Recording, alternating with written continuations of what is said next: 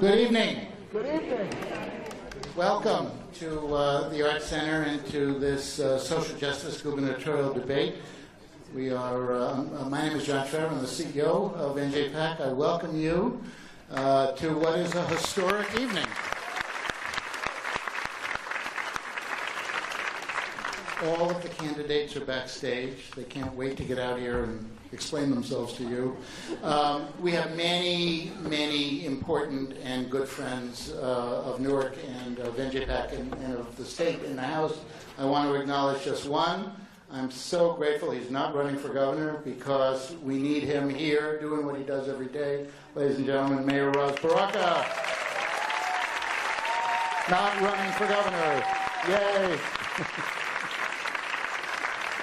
There's no more important subject these days, I think, given everything that's going on in Washington than social justice, and I'm delighted that that will be the topic of conversation tonight. Please welcome our co-producer and a great advocate of social justice, the head of the New Jersey Institute of Social Justice, Ryan Haygood. Yeah.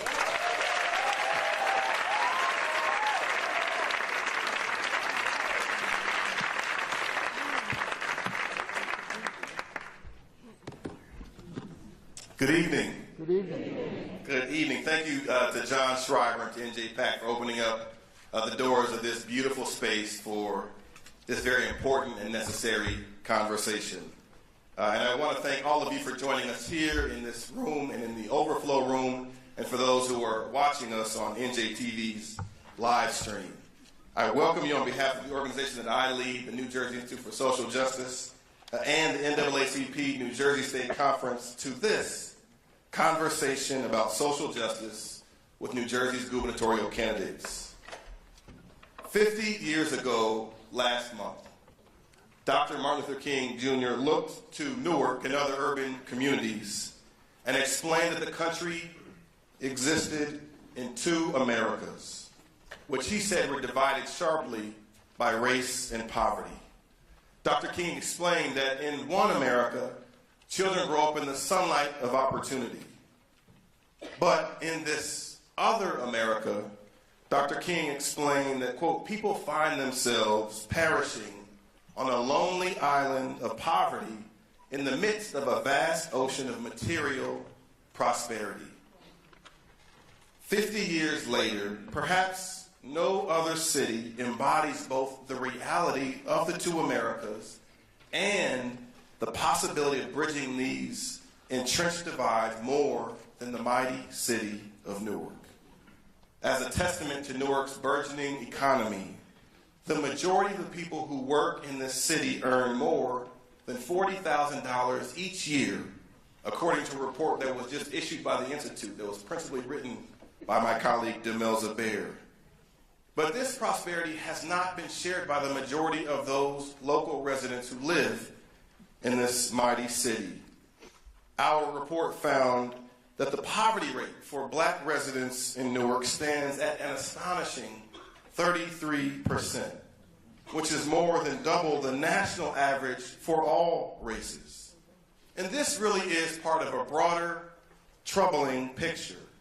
That is, that Newark residents, incredibly, only hold 18% of all jobs in this city.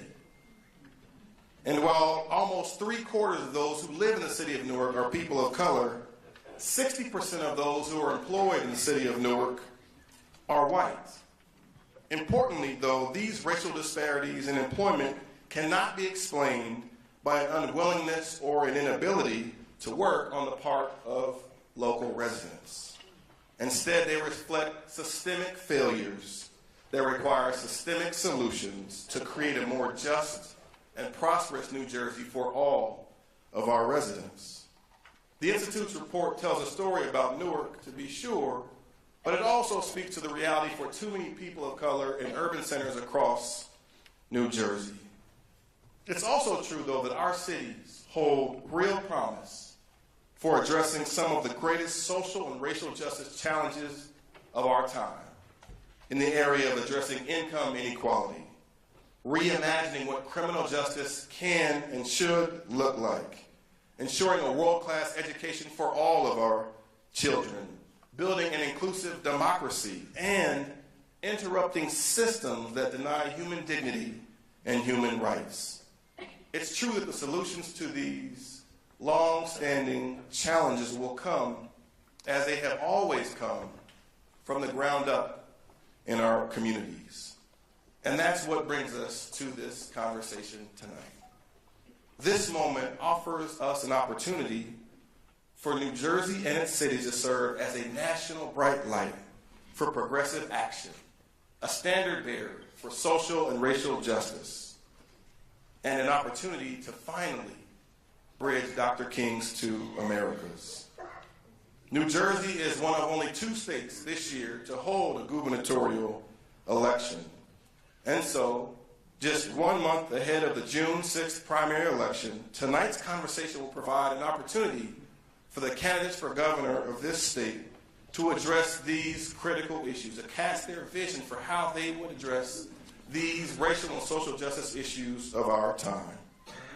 Consistent with our organization's positions as nonpartisan organizations whose missions are about advancing civil rights and racial justice, we invited candidates from the Democratic, Republican, and Green parties to join into tonight's important conversation. But before beginning that conversation, I would like to welcome my dear friend and president of the New Jersey State NAACP Conference, Richard Smith, introduce our moderators and our timekeeper. Good evening, Richard.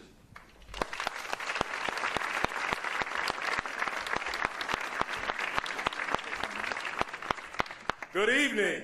Good evening. I bring you greetings on behalf of the NAACP New Jersey State Conference, our officers, executive committee, and members across the state of New Jersey. For 108 years, the NAACP has been at the forefront in the fight for freedom, in the fight for justice and equality. Our goal is for you to leave here tonight educated about the candidates, energized to be the change you seek, prepared to vote at each and every election consistently, voting your values and ensuring that the candidate you vote for values your vote. Our lives matter. Our votes, oh, they do count. We are fortunate to have 2 phenomenal talents serving as our moderators and 1 incredible lady acting as timekeeper for this evening's event. We have incorporated as much as possible the questions many of you have submitted for tonight's conversation into the questions that will be asked of the gubernatorial candidates. First, please join me in welcoming Elise Boddy. Elise is a nationally respected civil rights expert, Rutgers University professor of law, and New Jersey Institute for Social Justice board member. Please give her a warm welcome.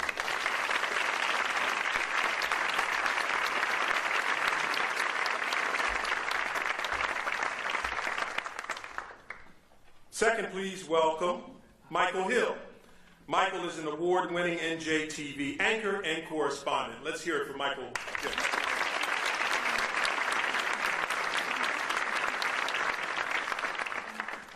And also, please join me in welcoming Ms. Retha Onateri, who has the unenviable task of serving as a timekeeper. Please stand and be acknowledged, Retha.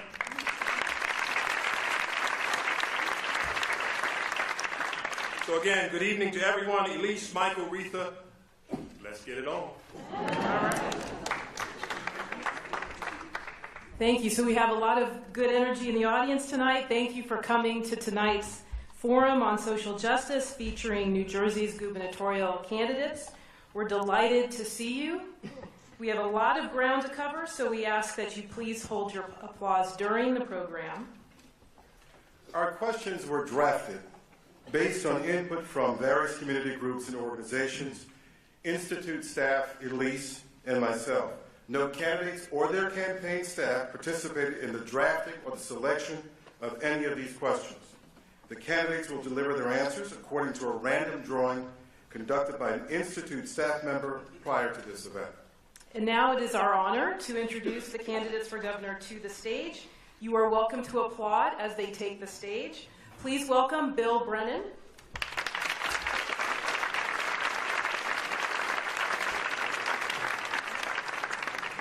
Jim Johnson.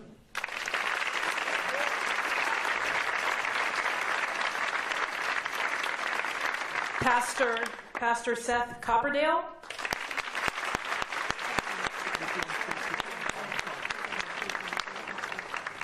Senator Ray Lesniak.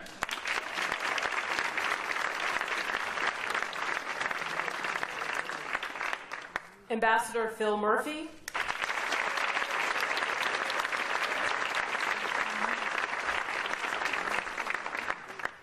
Commissioner Stephen Rogers.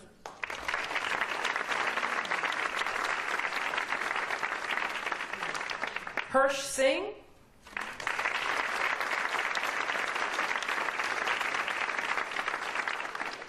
Assemblyman John Wisniewski.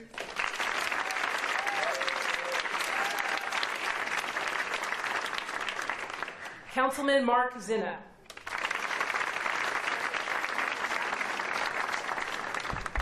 The candidates will now each deliver a 1-minute opening statement. Mr. Brennan, we will start with you. Good evening, folks, and I hope you're ready to hear some truth tonight. My name is Bill Brennan, and we have a lot to talk about when it comes to social justice in the state of New Jersey and nationwide. And we live in a nation that can properly be called the incarceration nation at this point. As Barack Obama once said, we have 5% of the world's population and 25% of the world's prisoners.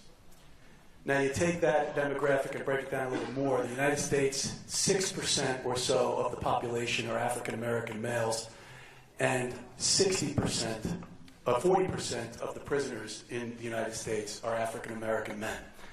And this is a statistical anomaly that has to be explained truthfully once and for all.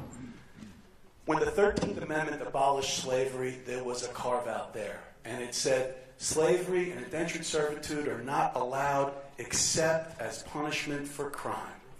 So what did the slave owners down south do? They decided to make laws. The people who decided to leave this country and fight and kill for their right to own slaves were then given the ability to craft the laws in this country and to make things illegal that would target black people in this country. And Mr. Brennan. I'm sorry. I have more to say later.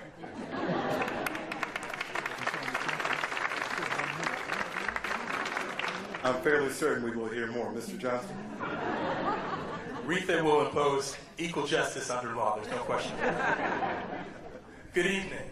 Good evening. I count it as an honor and honestly a blessing to be standing before you here today. When I was growing up, my mother worked maybe 2 minutes away as a secretary in a law firm in the Academy building. My father worked in a small construction company down Neck. My father's been gone for a long time. But if he were here today, I'd have this conversation. I'd say, Pops, you got things to be proud of. At least you did in the White House a year ago. But Pops, today we actually have a president who is debating whether or not the Civil War was necessary. And then I would have to say, you don't have to go to Washington to find that things haven't changed the way they should have in the last 3 decades since you were gone. Our state's property taxes are still too high. We're now leading the nation in foreclosures. Many of our kids are not educated the way they should be. And the reason for that is that their needs have not been addressed. And as Governor, Pops, I will address them.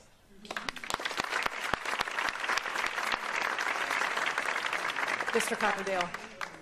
Good evening, everyone. My name is Seth Copperdale, and I am running for governor because for the last 15 years I've been running a church in central New Jersey where I've really come to embody the fact that God has a preferential option for the poor, and state government should be a place where there's preferential option for the poor, and the last are first. Because the last are first, I have pushed the fact that we need affordable housing, and we've worked hard to build housing for youth aging out of foster care and homeless veterans and chronically homeless mentally ill and for folks reentering society.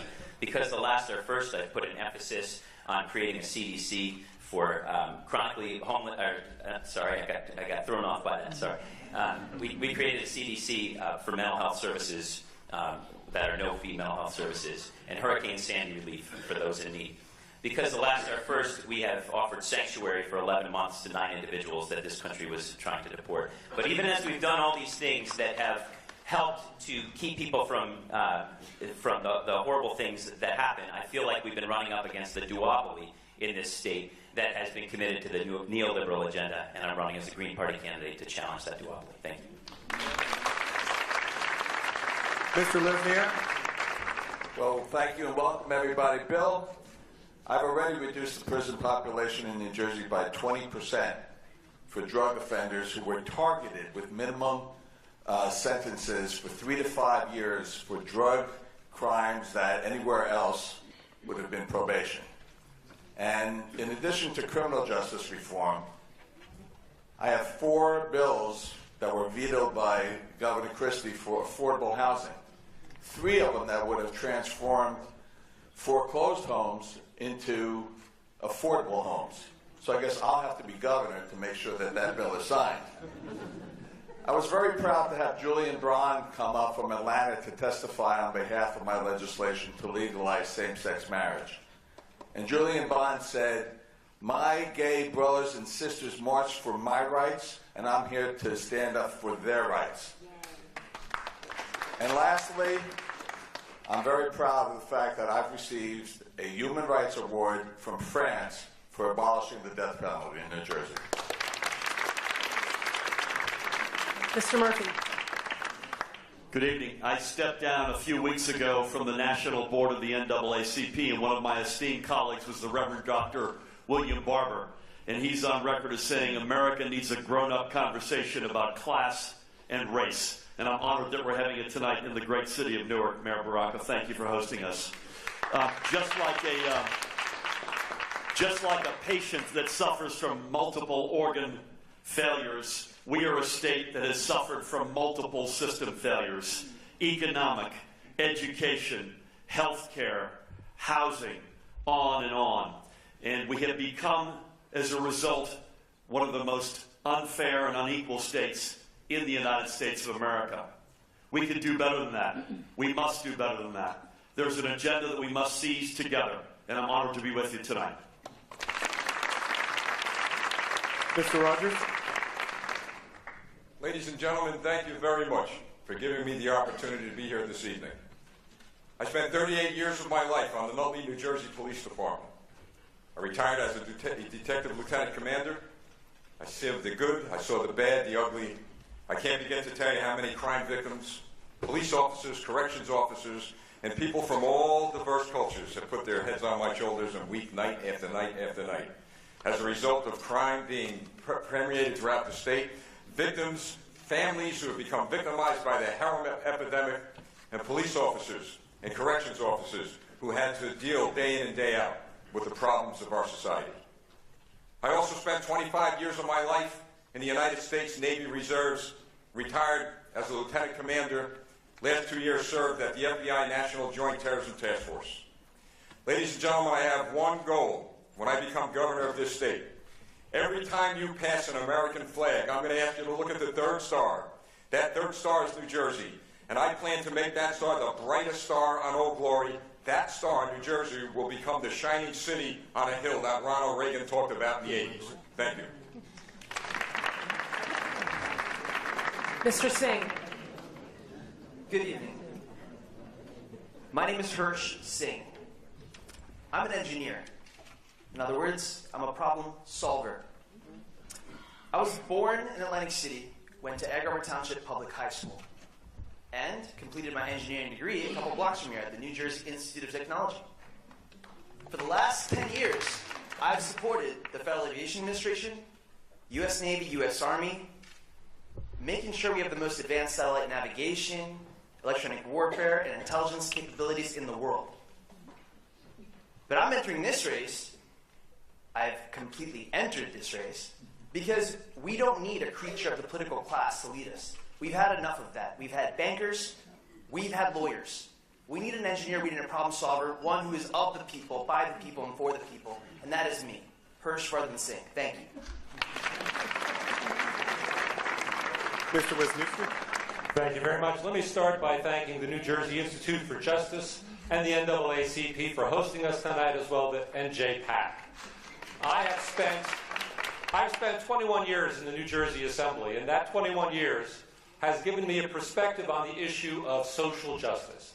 And I know from that experience that to deliver social justice, we need to deliver social and economic equity. The way we do that, and the way that I'll do that as New Jersey's next governor, is by making sure that everybody earns a livable minimum wage, by making sure we do away with the discriminatory hiring practices that keep so many people from the jobs they deserve, by investing in our education system so that people can get the training they need to get the jobs they deserve, but also by making sure that we re-engineer and reinvest in New Jersey transit so that men and women can go to work and school in the way they should. But finally, we need to change our political system, because we have a political system that so many people can't participate in, that's rigged. And if you support what I'm talking about, I hope I can earn your support so that we can change New Jersey. Thank you very much. And last but not least, Mr. Zinnett. Thank you for having me here this evening. My name is Mark Zinna. I'm a Democrat. I'm running for governor. I am a councilman in Tenafly. I'm council president. I've been acting mayor for 5 months. And my entire campaign is about social justice. The idea that, when in doubt, you do the right thing. And in New Jersey, it's time we start doing the right thing for all the residents of this state. A couple of items. We start with health care. Health care is a fundamental human right. Everyone in this state should have access to quality health care, and no one, because of economic or income status, should be denied health care. The second thing, the war on drugs is a failure. It affects so many segments of our society. Marijuana should be legalized for both medicinal and recreational purposes. We should stop the war on poverty and start doing the right things for this state. And I hope you'll consider voting for me in the Democratic primary in June. Thank you very much.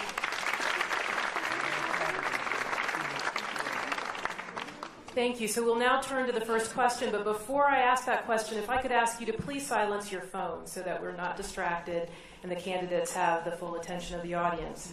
We're going to begin with a question about juvenile justice system. A recent report by the Institute for Social Justice documents disturbing injustice in our state system. Black children are 24.3 times more likely than white children to be put in a juvenile facility, even though there is no real difference between the kinds of offenses that black and white children commit. As a result, New Jersey ranks in the top 3 of the most racially discriminatory systems in the country. What is worse, research shows that putting young people in prison doesn't work. It leads to trauma, homelessness, poverty, and recidivism. This all suggests that youth prisons are not only racially unjust, but also bad public policy. Do you agree? If so, what is your vision for reform? How do we not only eliminate the racial disparities, but also how do we keep children out of the system in the first place? Mr. Brennan, please share your answer with us first, and you have 2 minutes. All right. Well, as I was saying before, with this incarceration nation of ours, I'm happy I got the first chance at this question, because this is the problem. I mean, the African-American community in this country has been targeted by law enforcement and by the government in general. And I would not agree that we have a juvenile justice system. I would agree that we have a juvenile injustice system right now, where there is a problem with systemic problem in our justice system, and it needs to be dealt with honestly. The fact of the matter is, a young person in a suburban community is not going to go to a juvenile detention facility, but somebody from Newark just very well may go there for the same exact reason that the other one didn't. And where is this coming from? Well, let's go back to Ronald Reagan. Somebody up here quoted Ronald Reagan, and he was the law and order guy. He was the law and order guy. And when Bill Clinton had the opportunity to be the love and peace opposition to that, he didn't do it. He was on our side, and he doubled down. He came up with the term super predator, and his wife talked about super predator. And that's on us, people. That is on us. We did that. We created this hysteria about juveniles in the detention system and crime. And instead of saying that we can respond to these issues with love and peace and understanding, we said we're going to get tough. We're warriors. We're going to fight. And you know what? When you declare war on your own people, you end up occupying territory. You don't end up treating disease. You don't end up helping people. You don't end up doing anything productive in society. And we need to stop this mantra of fear and hatred and recrimination. What we need as a solution to this is to understand that the answer to hate is love. That the answer to these problems is understanding. That if somebody is angry, try and figure out why. Because you know something? There's a lot of justifiable anger in this world, and it needs to be dealt with here and now. We can't keep pushing it down the road. We can't keep saying, I need to get elected, so I'm going to pretend I'm tough on crime. I'm not going to be tough on crime. I'm going to be tough on hate with love. Thank you. Please withhold your applause. Mr. Wisniewski. Thank you very much. It's an excellent question, and it's a big problem. Our juvenile justice system doesn't work, and it's failed us. And so we have to work very hard to correct that. First of all, our justice system should be more focused on rehabilitation and education. We've seen a problem already in underinvesting in education.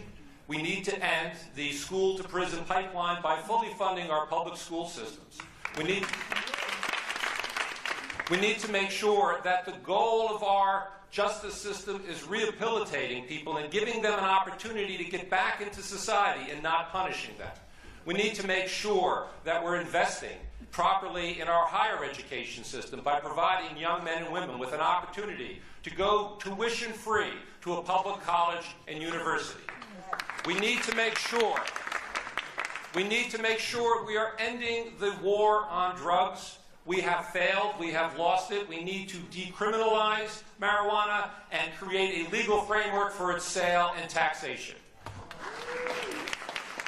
But most importantly, we need to recognize that this is something that starts at the top. It starts with a governor who understands these issues and believes in making the fundamental changes that will make our society more loving, more caring, more inclusive, to protect our children and give them the opportunity they need to succeed. And I promise to do that as your next governor. Thank you.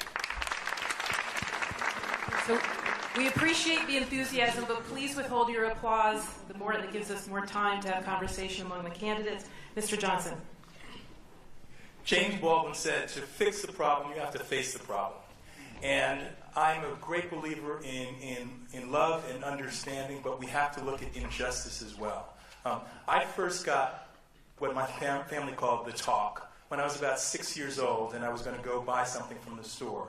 The talk was this: if you leave the store, you better leave with whatever you got in a bag, and you better leave with a receipt. Because growing up in Essex County, growing up in New Jersey, I had a deep understanding that we had a problem with race, and we need to be frank when we're talking about it. It's not enough to say we need a deeper understanding. It's simply not. We need to understand not just each other, but how our society has worked. I took that concern, learned at an early age, and I decided to go into law enforcement. And in different law enforcement positions, whether or not I was a federal prosecutor, undersecretary of the Treasury, where I was overseeing 29,000 people that were grappling with these issues, some without any success at all, there were a couple of principles that came in mind, and these ultimately have served New Jersey. One, we need to not just change the habits, we need to work to change the minds of law enforcement with better training. If we're going to deal with juvenile justice issues, we have to look at the entire system, not just the juvenile piece of it, and change and create opportunities for early intervention with young people, to create alternatives to incarceration, to look at mandatory minimums and eliminate them, to create more community policing, because that sort of engagement, from the beginning of a cadet's time on the job until the end, if they are engaged with community, if they look at community as not to be controlled, but to be partnered with, then we can get some progress. But we have to look deep, we have to look hard, and we can't sugarcoat what we've been facing. Too much is at stake. Thank you. Mr. Copperdale. I just want to add 2 points to what's been said. The total juvenile population in the state right now is around 300 people. This is the perfect moment for us to change things. We're not talking about a gigantic issue in terms of numbers that can't be addressed. So let's use this moment right now to break down the system altogether and build something up that's beautiful and new. So that's one thing. The second thing I just want to talk about is the word treatment and mandatory involuntary treatment that we're hearing a lot about these days. And we're hearing it from a governor who I'm afraid of in terms of for-profit notions of what mandatory involuntary treatment means. I want to make sure we don't have a new war on drugs that's called involuntary mandatory treatment. And once again, white kids get out of it and black kids don't. Thank you. Mr. Zinna? About 6 months ago, I had a business meeting in Camden, near actually at the state headquarters for the prison system, and it was interesting because it visually spoke to a cultural problem we had. We had an elementary school that was relatively brand new. Next to the elementary school is a high school relatively run down with barbed wire fences around it, and right next to that was the headquarters of the state prison system, where there were inmates working on the nice trimmed lawn and keeping it manicured for the folks who work there. But the point is, the message I came away with, you go to elementary school, nice new building, you have a shot. By the time you're in high school, you're just waiting for the next step to go off into the prison system and the criminal justice system. And there's something wrong with that when, as adults, we're putting our children in jail. It's simply wrong, and we have to stop doing it. We should eliminate mandatory sentences. Children should not be put in prison. They should be involved in their communities and make them and help them become productive citizens for their life. Thank you. Mr. Singh? So what's really great about our country is we have a thing called the Bill of Rights. But the problem is not enough for our youth and not enough of our law enforcement understand that civil liberties are very important. Having laws that have frivolous, purposes, nonviolent crimes, these are all things that should not be putting juveniles or even adults into jail. We have enough problems right now with real crime, but we don't need to focus on those type of issues. But I think the problem is really important to be addressed at the point of education, not only for our youth to know that they have liberties and that they only understand that it's more than just about what you're being told is right and wrong, because the cops also need to understand that there's a limitation to how much power they have, and it should be with dignity and respect. I think that the imbalance can only be solved when we have a system that treats everyone equally, regardless of what zip code you come from. I think it's very important, but it can be addressed only when we actually institute more types of body cameras and more types of surveillance on cops so that we can actually check things, because we all agree that we need a civil society. We don't want violence. We don't want, things to devolve.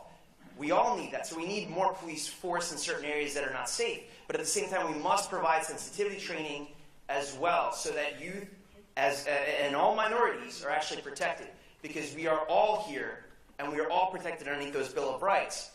And that needs to be pervasive throughout society. Thank you. Mr. Lesniak?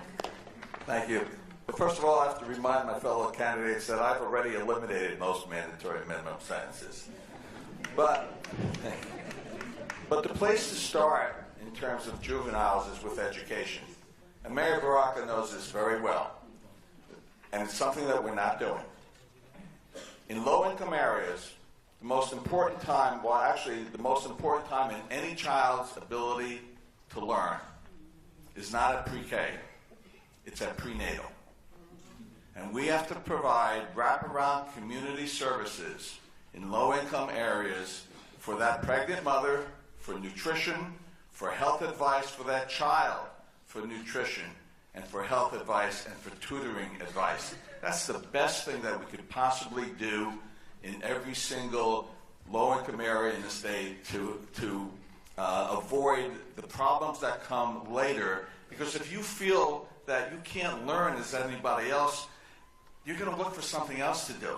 And usually that something else to do is not good. So Senator Poe and I have reformed juvenile justice. We've done away with solitary confinement for juveniles.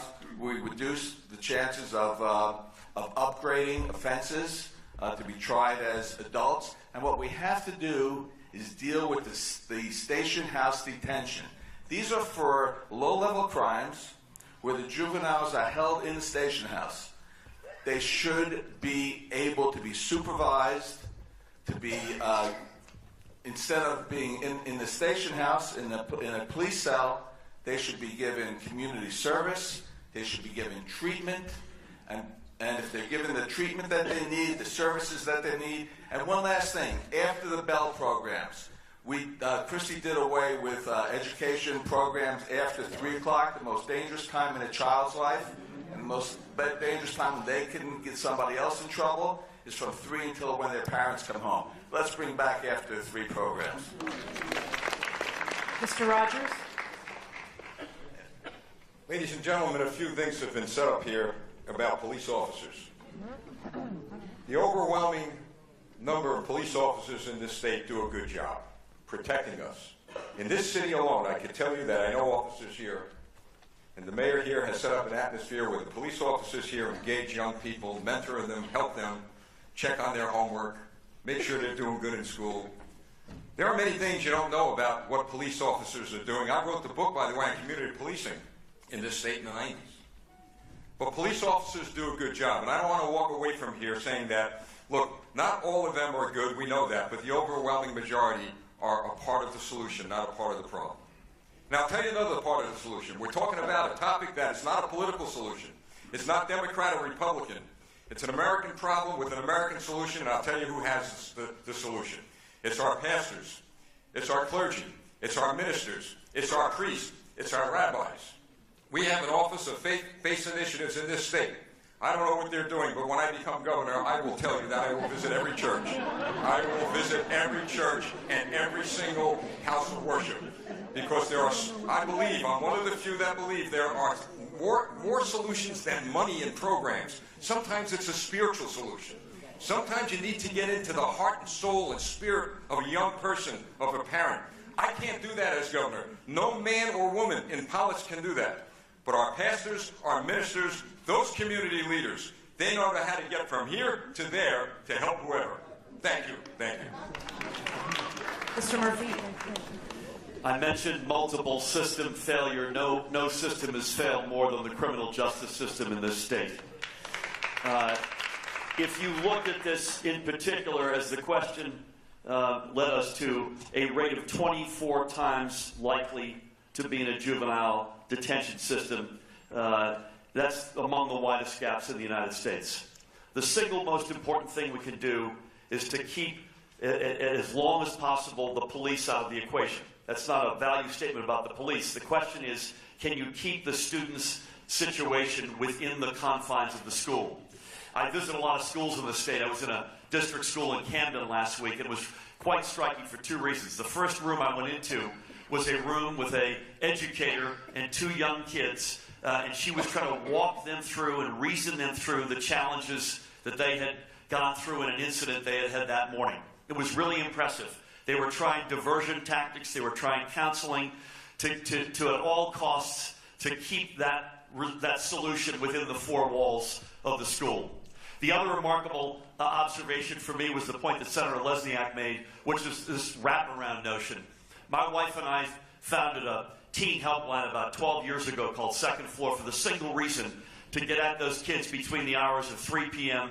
and when mom or dad come home at night for dinner.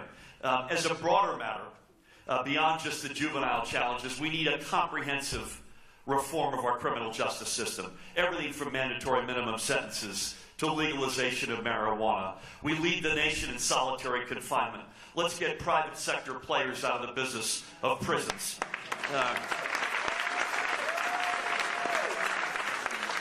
Let's not just get at the systems that lead our young people to get into the criminal justice system, but if they happen to get into it, let's give them a much smarter, much more robust, much richer reentry set of policies to help them get back on their feet. Thank you. Yeah.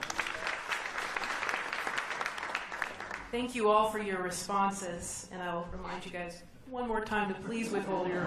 Nope. As hard as that is, I know. Please withhold your applause.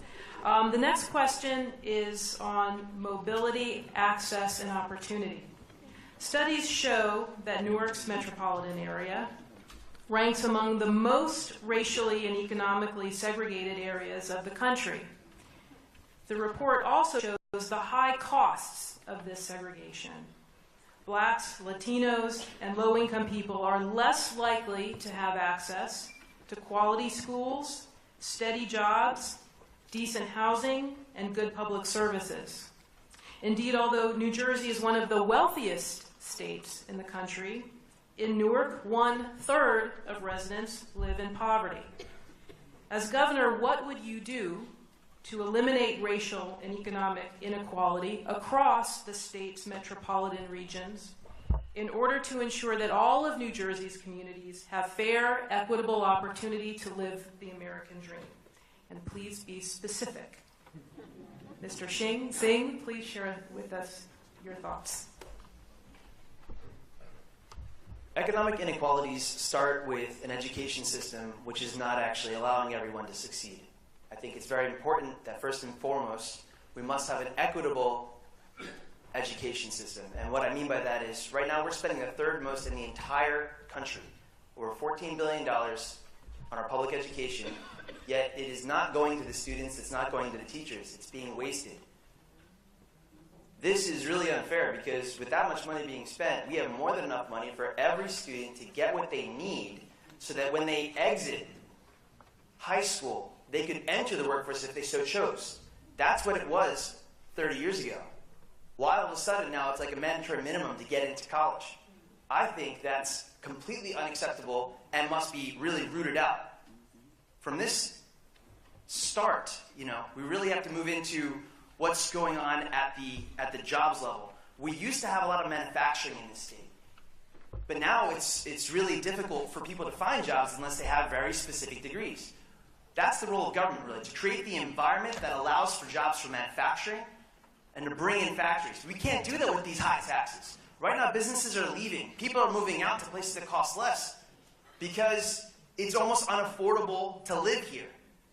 The only way to fix that is government. And the gridlock in Trenton is the real reason that we have this problem. Because so long as there's a problem, so long as you're feeling the pain, they're able to ask that, okay, we need more money from different groups of people. It should be equal to everyone. And the only way it's going to be equal is if we make sure that we get government and regulations out. If you buy a pack of cigarettes and you have a Lucy and you want to sell it, it's your private property once you buy it. That's your right. I don't know why government's getting in the middle of that. And that's a fundamental concept. I think that if you want to pump your own gas, you should have the right. But I do like getting it pumped for me. I just think we need to understand that. Mr. Murphy. Okay, everyone. I'm not here to talk about pumping gas, I'll tell you that much. This is not abstract for me. I grew up working poor. My dad didn't get out of high school. My mom did. She made sure we got educated. He made sure we cared about politics in the community. We all worked. We were working poor, not because we weren't working. We were working, we just weren't making enough money. I worked illegally at the age of 13. So economic mobility as a general matter, is in my soul. I grew up in a different America, however. It was an imperfect America, but it was an America where you knew if you went to school, you got good grades, you stayed out of trouble, you could go at least do better than mom and dad, if not go all the way to the top. And if you ask me what's the one single reason you're standing up on the stage tonight and running for governor, is because that little kid today in this state, maybe in this city, who's working poor or in poverty, I don't think can put that same deal in the bank, and that's a shame. We need a governor who turns that back to the way it should be, the way it can be, the way it must be again. So there's a whole series of steps that we have to take together. Minimum wage to $15. Earn sick leave for all, not just for some. Child, dependent care, caregiver, tax credit. Equal pay, please God, for equal work. College affordability. Let's reform our criminal justice system. Senator Rice and I were together today. Let's have not a two-tier healthcare system. Let's have one system for all 9 million of us. Let's bring our brothers and sisters, all 9 million, out of the shadows into the sunlight of this great state. That must be said, by the way, on International Workers' Day. Let's fully fund public education. This governor has underfunded it by over $8 billion. It was held up as a national model when it was approved by when it was blessed by our Supreme Court 8 years ago. So let's get back to a fairness agenda, to looking out for that little kid in poverty or in working poor and putting the wind in their sails so they feel like they've got the confidence to go all the way to the top. Mr. Wisniewski. Economic mobility is an important issue for our state because it's very expensive to be poor in New Jersey.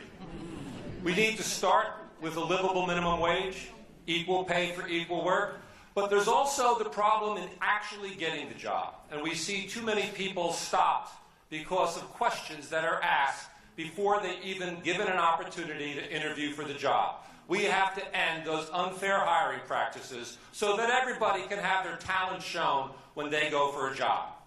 We need to make sure that our public education system is not just providing the kind of funding that it needs to make sure children succeed K to 12, but that our county college system is providing stackable credits and accreditation so that people can learn incrementally and improve their economic situation.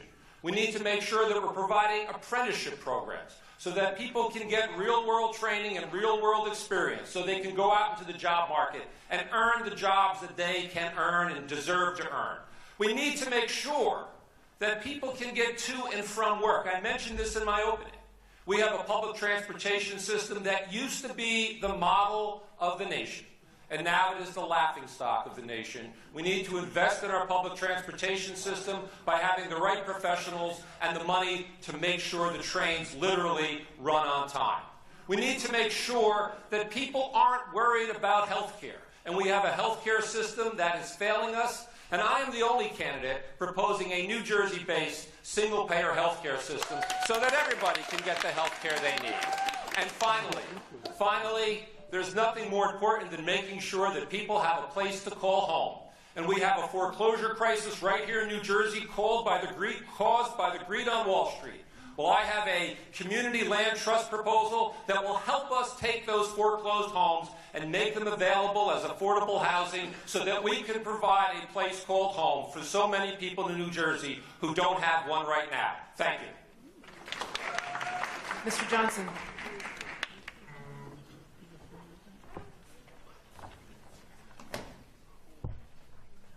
Our communities are not what they could be. And we can talk about our policies, but one of the reasons that there isn't the mobility that there is, one of the reasons that we aren't where we should be in this state, where the conversation that I could have had 30 years ago would be the same as Ryan was going through this data as it is today, because the lack of progress is that we have a government that does not work for us. And if we want real change in this state, one of the things that we have to change is our government, our way of making decisions, our way of including people in what will make a difference in their lives. Whether or not you're talking about criminal law enforcement, and I've brought together both police and community to work for changes in body cams, to actually get body cams implemented in the state. We're the first ones to do it. Whether or not you move to education, where we should be providing high-quality pre-K for all of our children, all throughout the state. And we can find the money to do that if we open up our processes and bring all of that, everyone, into the process. Whether or not we are talking about housing, and that's fundamental. It's not just a question of taking foreclosed homes and converting them to affordable homes. To me, that's actually, having had my home almost sold out from under me, that feels and seems heartless. What we should be doing is actually using our tax incentives to create more affordable home opportunities and using our wits to help families defend against the loss of their homes. That is how we create stability. That is how we create stronger communities. These are the things we have to address. And of course, the livable wage is $15 an hour. Of course, women should be paid equal for equal work. That is fundamental.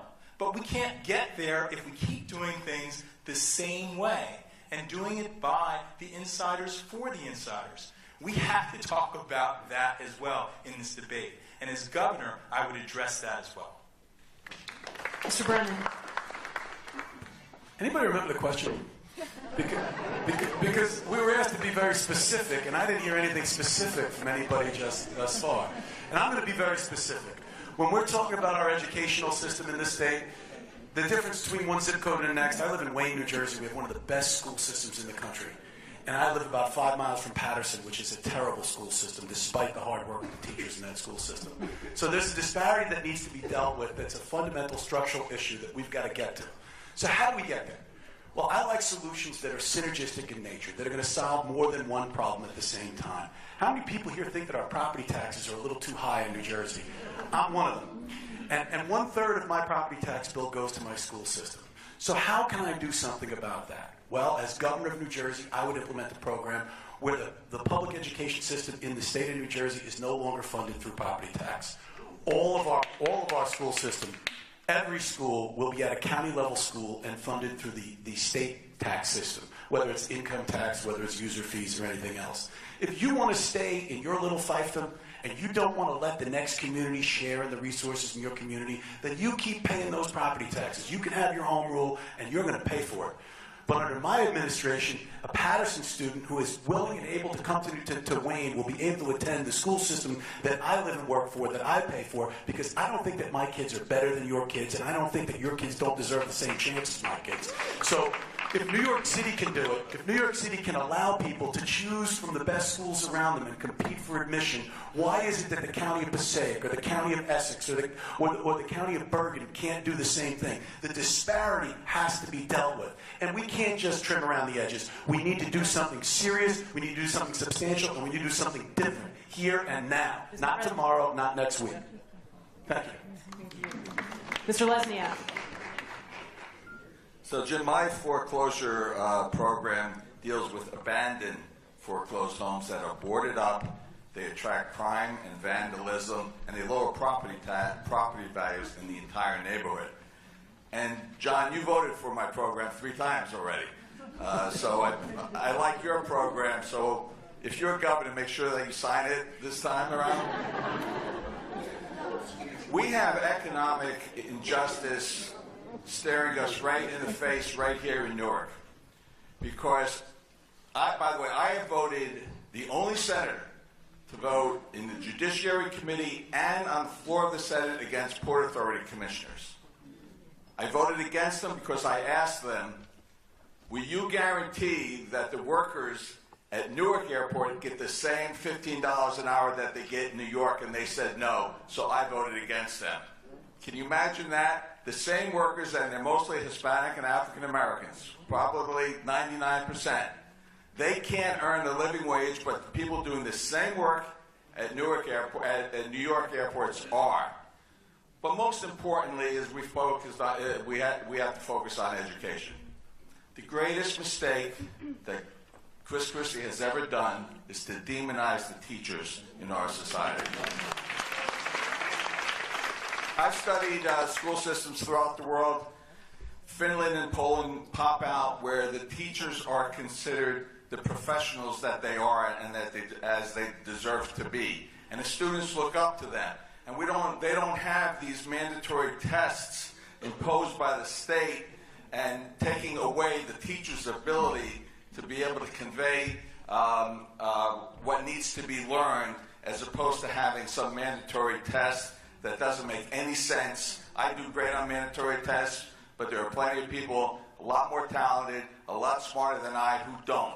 Leave it up to the teachers to teach, and that's how we'll deal with economic inequality.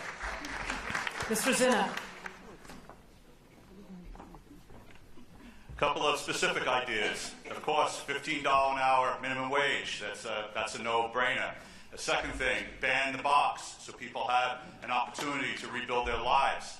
And a quick story about that. I've owned small businesses since the mid-1980s, and there were 2 qualifications when someone walked in the front door.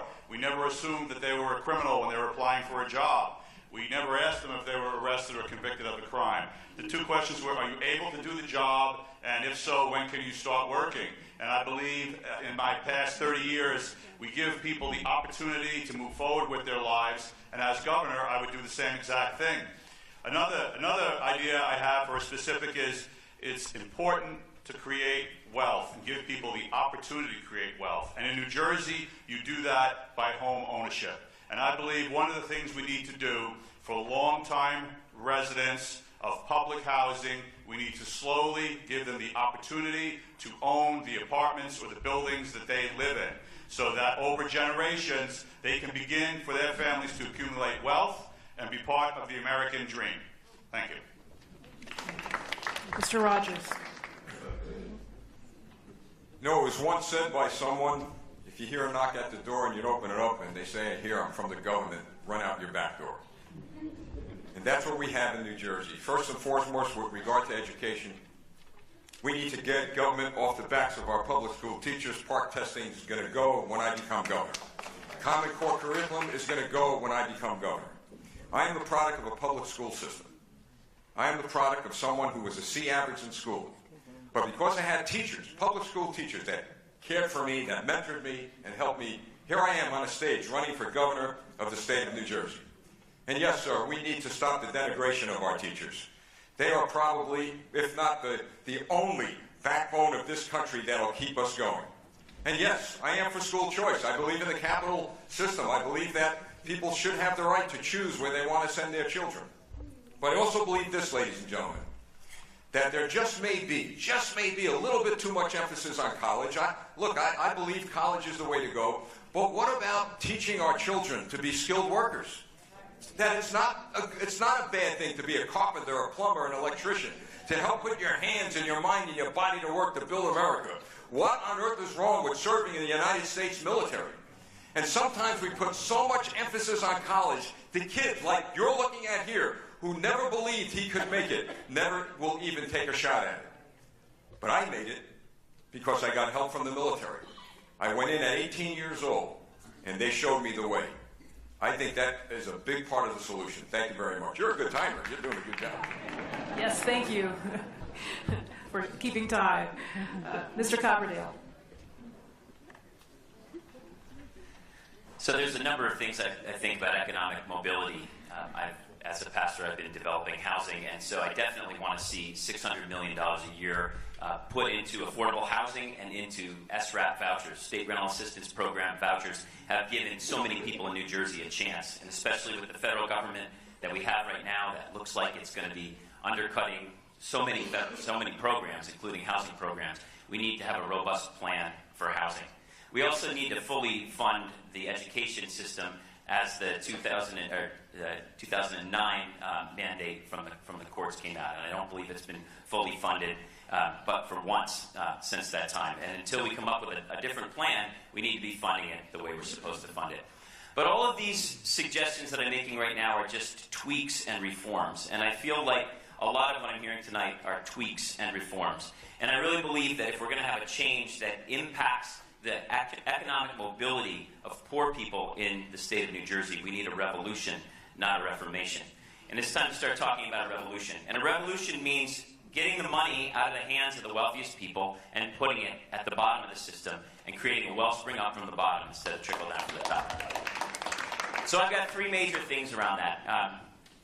With all due respect, you're not the only candidate with a single-payer plan up here. I feel very strongly that single-payer health care is the way to go in this state. And I believe that we have been crushed by the health insurance industry. And I believe Obamacare is nothing but a health insurance Band-Aid, which is, I'm glad for the Band-Aid, but I'll be glad when we can rip it off and replace it with single-payer health care for all instead of health insurance. This lie that we somehow have to throw money away to an unnecessary industry is just not right.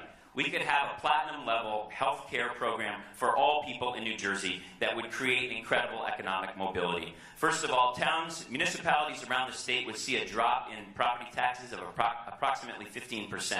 That means lower taxes for the people, and it means lower rents for people who can't afford to have a home. $15 an hour wage becomes a no-brainer because businesses now are not dealing with this unregulated health insurance nightmare that they never know quite what to do with.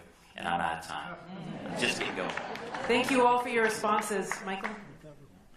New Jersey denies the right to vote to more than 70,000 people who've been released from prison but are still on parole or probation for a criminal conviction. Nearly half of those who cannot vote are black people. Through this practice, New Jersey disenfranchises more people in the community than any other state in the Northeast. As governor, would you support the automatic restoration of the right to vote once a person has been released from prison? Please explain why or why not. You have 2 minutes. Mr. Wisniewski. Well, the answer is yes, absolutely. Upon release, I believe, think about the number that we just heard, 70,000 people. That is one of the 15 largest towns in the state of New Jersey, all who can't have the right to vote. And let's think about what that means, not having access to the ballot box. It means their voices aren't heard. And we see an election system in which too many voices are already not heard. We think about last year's election. Only 53% of the people eligible to vote participated in last year's election. And so we have a lot of work that we need to do. We need to make sure that not only do we allow those 70,000 the right to vote and be part of our democracy, we need to make sure that other people can register to vote by having same-day voter registration. We need to make sure that, for instance, 17-year-olds who will be 18 in the November election can vote in the primary to select the candidates that they will be stuck with in November. They ought to have the right to do that. But we also have to recognize that our voting system has some fundamental flaws. We have electronic voting machines that have no paper record, no paper trail. We need to change that so our voting system is verifiable, because we've heard too much about concerns about voting being verifiable and the sanctity of the vote. But fundamentally, let's not forget that our system really needs fundamental change. Because although we try very hard to get people to vote and provide opportunities for people to come out and incentivize them by providing vote by mail, we need to recognize that in a certain respect, people are making a decision already. We need to open up the political process. We can't have 21 county leaders telling you who your candidates will be in a primary election. We have far too much money in our election system, and we need to get money out. And I see I'm out of time, so I'll talk more about that later. Thank you very much. Inherent in this question, this is to the candidates, inherent in this question is, what will you do about this? Mr. Zinna? Felony excuse me. In order, when you stop former felons from voting, it's the new Jim Crow laws. We can't have a free citizenry and not have everyone have the right to vote. I'm not even clear why you lose your right to vote when you go to prison. We should not be disconnecting people from society, disconnecting them from their communities. That's exactly the opposite of what we want to do. We want folks to come out of prison and go back to their communities to take part in what goes on there and be part of the solution for the future. And this goes right into the issue of our entire voting system in this state and how we choose candidates.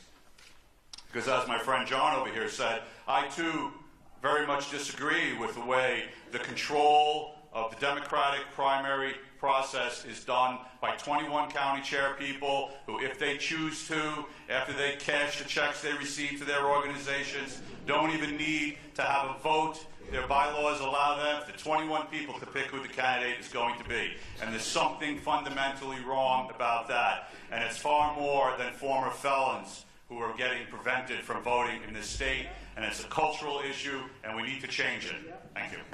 Mr. Zinna, before you sit, what would you do about it as governor? What would you do? About what I just said? Yes. I would allow felons to vote. Felons who are in prison, I would allow them to vote. And certainly when they leave prison, they should be allowed to vote. And I would change the way we vote in primaries in this state. Through legislation or executive order? Through both. I would cooperate with the state legislature to get things done. If I couldn't get it through the legislature, I would operate through executive order, whatever is in the best interest of the people of this state. Thank you, sir. Mr. Murphy. The answer is yes. I'm strongly in favor of restoring the right to vote. and it's on a long list of rights that are ex-felons, those who are returning to society out of the criminal justice system, have been denied and are being denied. It's everything from licenses they can't get, votes they can't make, job training that they desperately need. We've fallen victim to an us versus them state over the past 7.5 years. We've now got an us versus them president. The notion is if you grant rights to folks here, that it will come at a cost to folks over here. And in fact, that's a myth. And in fact, it's completely wrong-headed. Any amount of effort and energy we put in to rehabilitating, to getting folks all the help they need to get back on their feet, is not just good for the individuals involved. It's good for our entire society. They're more fully participating. That's good for them. It's good for all of us. I completely endorse a full opening up of our democracy. Some of it's already been mentioned. Same-day registration at the Motor Vehicle Commission, early voting for 17-year-olds. I've got a 17-year-old daughter who would like to be able to vote in the primary. She won't turn 18 till August. Just opening up democracy in every way we possibly can and bringing as much transparency to our democracy as possible. I had the honor to work alongside Howard Dean when he was the chair of the Democratic National Committee. And Howard was known for the 50-state strategy, deservedly so. And by the way, that's why we're in all 21 counties knocking on over 400,000 doors. Every single part of the state matters. But he was given less credit for other concepts. The entire ballot counts, from the top to the bottom, if not even more importantly at the bottom than at the top. And every single vote counts. And we have to work hard at that because there are folks out there who are denying that right. We must push back. Thank you. Mr. Murphy, before you sit, how would you achieve your vision? I would hope through legislation. I would hope that we'd have democratically controlled chambers, but if need be, through executive action. We have to do what it takes to restore that right. Thank you, sir. Mr. Murphy? I'm sorry, Mr. Johnson. That may be the first time we've been confused. He's a little bit taller than I am.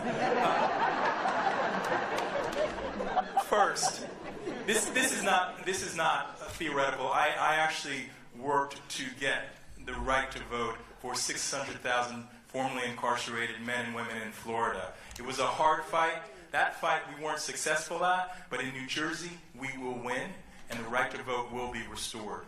And I will work with the legislature to do that, and do that as one of the first things, because our democracy is in many ways at risk. I have worked to improve democracy in this state and around this country, and I am the only candidate that has actually put forward a platform that not only deals with the ethics that need to change in Trenton, but also the way our democracy operates in this state. Among other things, I'm the only candidate to call for a limit in the amount of money that's being spent in this primary.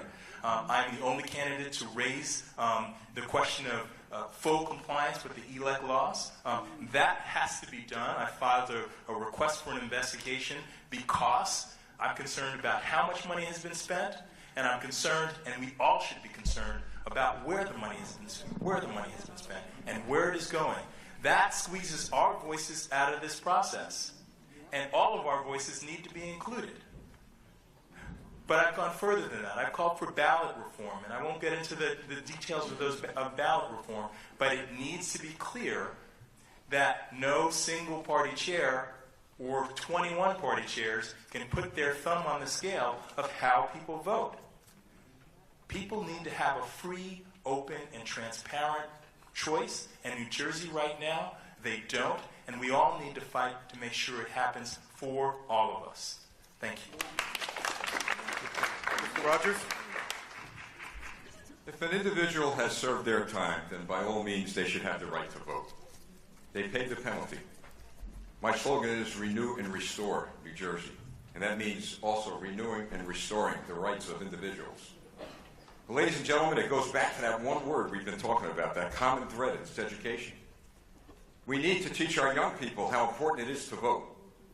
We need to teach them that, yeah, you can become involved to help change a system that is indeed, and I'll talk about this with my colleagues, I'll agree with my colleagues in the Democrat Party, There is a fundamental problem when you need $430,000 to get involved in a debate in this state. There's a problem. There's a problem because it tells me that whether you're living in the inner cities, whether you're poor or middle class, you have to be darn rich in order to reach that goal. And that's unfair. This is the United States of America. And every individual should have the right to participate in a debate and run in an election without putting a dollar value on it. Those are the things that we need to do. We need to make those fundamental changes, and the only way we do it is through education. And to your point, sir, I would make sure that we have to work very hard to put an end to signing executive orders and be a government of the people, by the people, and for the people, and not ruled by political fiat, but governed by the Constitution of the United States and the state of New Jersey. Thank you. Mr. Brennan? There are certain crimes that if you commit them, you should never be able to participate in the electoral process again. Those crimes include official misconduct, extortion, bribery, closing bridges.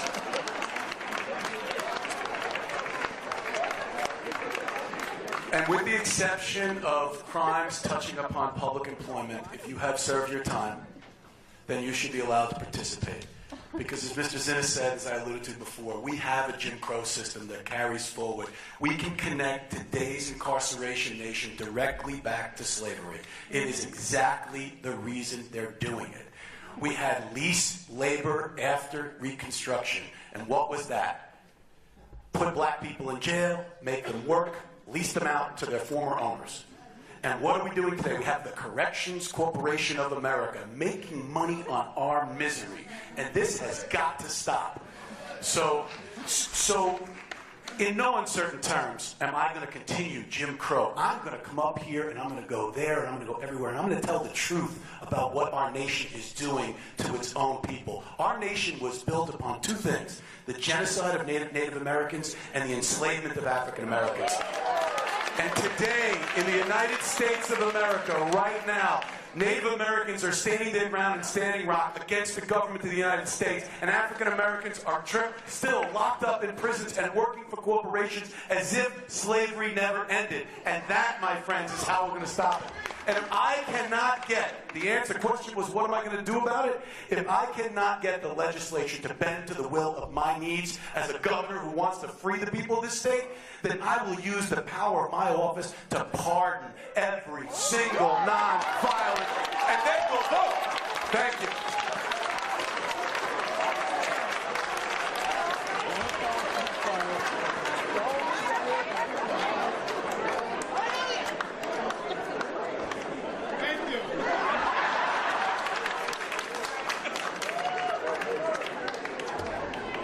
I guess it's useless not to say stop the applause. Can't stop that. Mr. Singh, would you like to follow? I think a lot of the things he said are accurate, and I fully agree that once you're done your time, you need to get your right to vote back, because that's an American right. Now, to add on top of the things that you should not get that right to vote back for is treason. If you are also treasonous for any reason, you should not have that right to vote.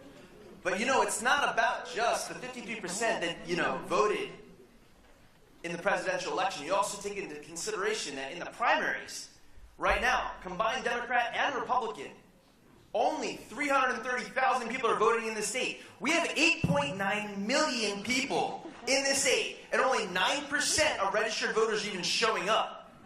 Okay? So it's not just the fact that we have an imbalanced and corrupt system on the core, but we don't have enough information getting to the people. It should be the job of the media to actually have some type of organized process that really lets you get to know who your candidates are in advance. Now, with regarding the elect that was being discussed earlier, the 430,000, the job of the government in the state is to make sure that it gives the citizenry the opportunity to know who your candidates are. So they should not be barring people from entering anything. But I do feel that a lot of the things that I'm hearing here today are dangerous on one main area. We're already over $200 billion in debt. Where are we going to get the money from First and foremost, we're spending more than enough money in this state, but it's not being used well. When a mile of road here costs 12 times the amount of money as the national average, we're doing something wrong. We have more than enough money in this state. You don't just need to raise taxes. We got to use the money better. And there should be no taxed money being given to candidates to play politics. Mr. Carpenter? A person is a person is a person. No human should ever lose the right to vote. We've messed around with calling a person 3/5 of a person. We've done that kind of thing before, and with a justice system that has the worst racial disparity in this country, or close to it anyway, we just have to make sure we don't get anywhere near a place where we're taking away the vote from those who are locked up.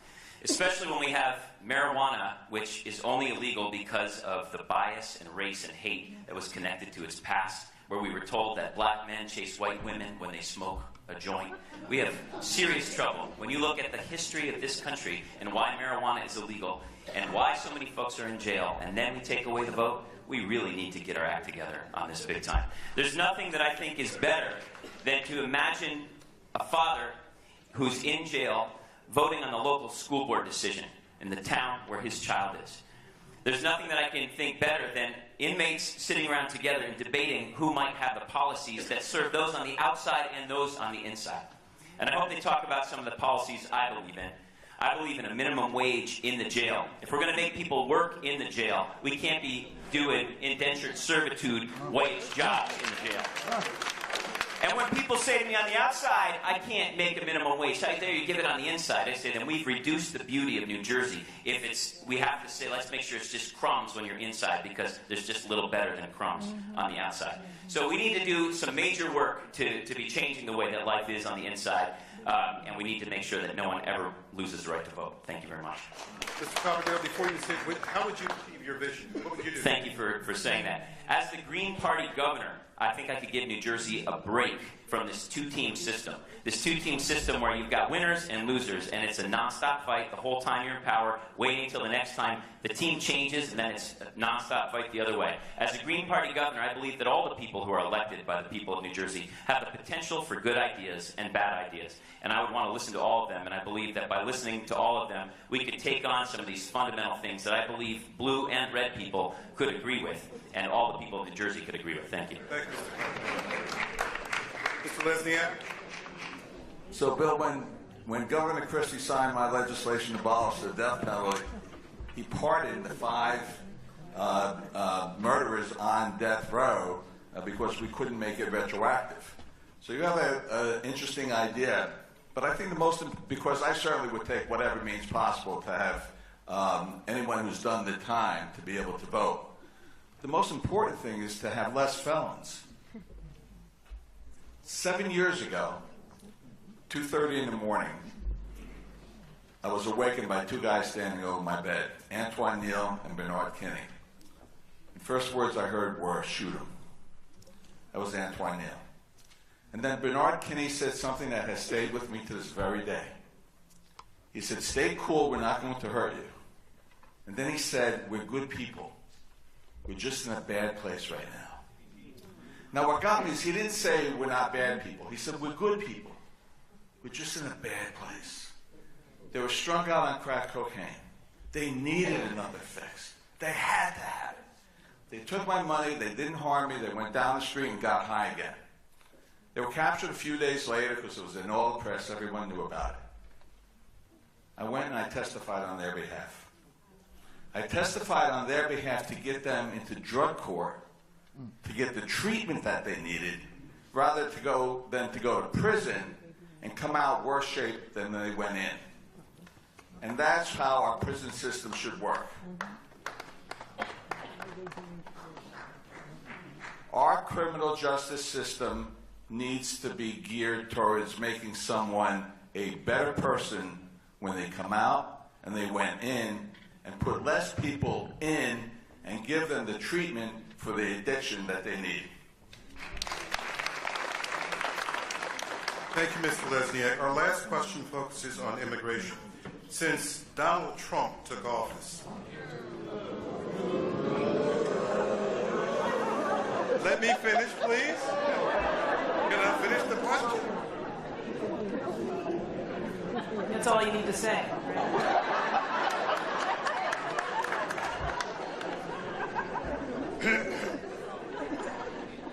Let me start again, please.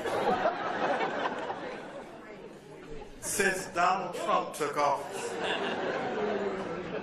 many immigrants in New Jersey live in fear of detention and deportation. It's fairly common now to hear about immigrant families here in New Jersey who are afraid to send their children to school, to report abuse, and who are going hungry rather than using safety net services for food. As governor, how will you ensure that New Jersey is a place where immigrants can feel and be safe to live, work, and raise their families in peace? You have 2 minutes. Mr. Johnson?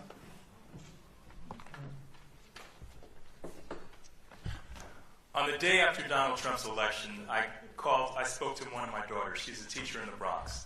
She was concerned. She was almost in tears herself because the kids that were coming to her classroom were in tears. They were in tears because they were concerned that their parents were going to be taken away from them. They were in tears because they thought that their entire families were going to be disrupted. They were going to be separated because of this new president. And over the last couple of months, we've seen that some of their nightmares have actually become living nightmares because we have seen families separated. As governor, and we've seen it in New Jersey, and as governor, I've already proposed that I would create an immigration council, essentially a task force led by the Attorney General that would protect cities that decide to become sanctuary cities. It would provide them with advice as to whether or not they should or could, and they would defend them against the efforts of this federal government to take away precious resources that are ours. I spoke to former attorney Eric Holder about what he's doing in California to help California work through those issues. And those same ideas I would bring here. Fighting back hard. Most importantly, I would set my face against and my heart against what's been coming out of the Trump White House and out of Sessions Justice Department, which is clear, unadulterated hate. We have to stand now. Early on, I may have suggested to some that I'm not a person who believes in talking about love and compassion and understanding. I believe in standing for it. And that's what the next governor should do. Should not stand by like our Governor Christie has and simply nodding and with assent at everything that Donald Trump was saying and paving a way for the mess that we have in Washington now. I would make sure that our families and all of our families and all of our communities knew that New Jersey, which is founded with and for and by immigrants, some of us coming here voluntarily, frankly, involuntarily, frankly, is a place where they are valued and that this is their home. Thank you, As governor, that's what I would Can I actually ask a question? Yes. Mr. Johnson, one of the problems with the climate that has been created is that immigrants live under a state of almost forced invisibility. And so how do you, outside of the sanctuary context, how do you reach these communities who are living in fear? How do you touch them? You go to where the people are. I was in Union City, and one of the things that I saw in Union City was I was in a restaurant there early on Monday morning, and there was no one in the restaurant. Why was that? Because people were afraid. And they said our business has fallen off because of our fear. So you go, you show up, you make it very clear that everyone in all of our communities belongs to all of us, and that I would be a governor for all of us. That's not happening now. It has to happen going forward.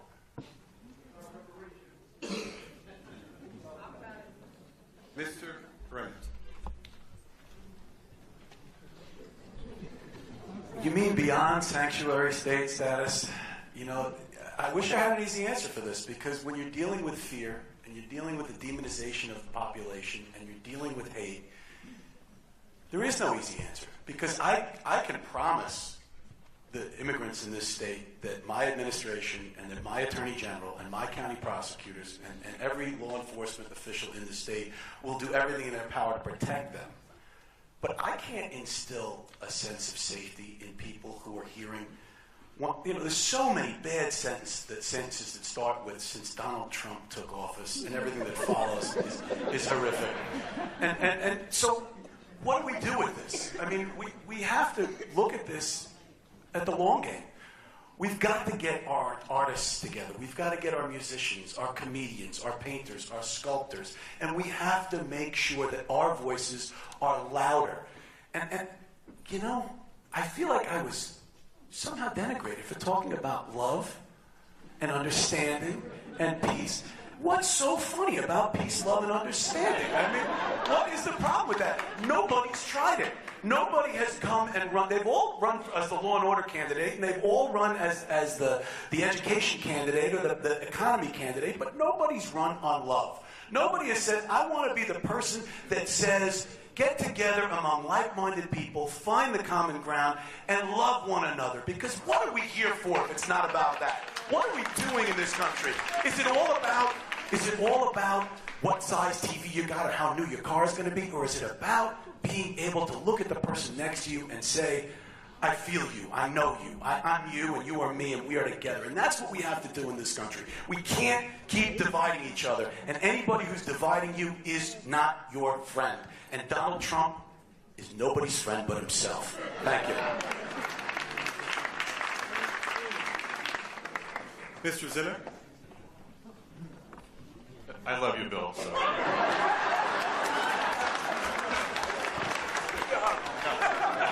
Maybe later. I mentioned earlier that I'm city council president in Tenafly, and about 2 months ago we started debating the issue of whether we should make Tenafly a sanctuary city. And the arguments in Borough Hall and council chambers with the public got very heated. And one of the strongest arguments that was made is, well, the law of the land is this, and you have to follow the law of the land, and you can't make Tenafly a sanctuary city. And so my response was, well, slavery used to be the law of the land, and the Fugitive Slave Act, where you went to prison for even helping someone, was the law of the land. And so we defeated all those arguments, and I'm proud to say 2 weeks ago we passed an ordinance making Tenafly a sanctuary city. And even more importantly, I have to send praise to my colleagues on the Board of Education in Tenafly, because 2 weeks ago they also passed a sanctuary city law that said all the children who go to school in Tenafly, no one will ever be checked for their immigration status. All the kids are welcome. And as governor, I would look to make the state of New Jersey, whether through the legislature or executive action, a sanctuary city. Because doing the right thing can be very dangerous sometimes. But as a Boston editor said just before the Civil War, that which is not just is not law, and we have to do what's right. Mr. Rogers? I'm sure by now you know where I'm going with this. And I want to thank the 4 Republicans up there who are waving. You know, this is great. You've been a great audience, really. I really thank you for that. Ladies and gentlemen, I will be the governor that will do everything I could to make sure that there are no sanctuary cities in the state of New Jersey. I will make sure that we will live by the law of the land. Ladies and gentlemen, my wife did not live under the stars and stripes for her entire life until about 4 years ago. She lived under a flag that was red with a hammer and sickle. She worked very hard to come to this country. She came here legally. It cost her a ton of money, a lot of hard work, sweat, and tears, and after 10 years, she became a proud American citizen. And that's the kind of message we need to send people. Look, there's not going to be any police coming in the middle of the night, dragging people out of their homes. There will be a pathway to citizenship, but part of that pathway will have to be, in some cases, not all, you'll have to go back to your country of origin and do it the right way, do it the legal way. Yeah, I know that. I hear that. But the fact of the matter is, there is fear. There's fear of many, many people from all walks of life in our communities. The people who have lived here, who have worked hard, the immigrants who came here and worked hard and lived here. It's unfair to them. It is unfair to them. And I'll tell you what, I'll take it a couple of steps further. Number one, I will uphold the president's edict if he withdraws funding from these cities. And I will make sure, well, yeah, I could, look, I'm not a politician. I'm not going to promise you things I can't deliver. And furthermore, politicians need to obey the law. And if they don't obey the law of the land, then maybe we need an attorney general that will prosecute them for not obeying the law of the land. So there's what you'll get. You'll get an honest governor who tells you like it is and who will share with you how I feel. Thank you, Republicans, for you.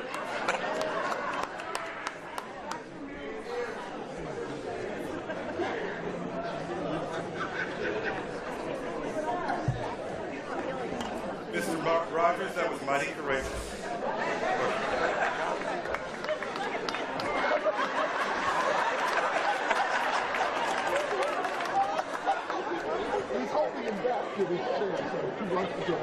Mr. Copperdale.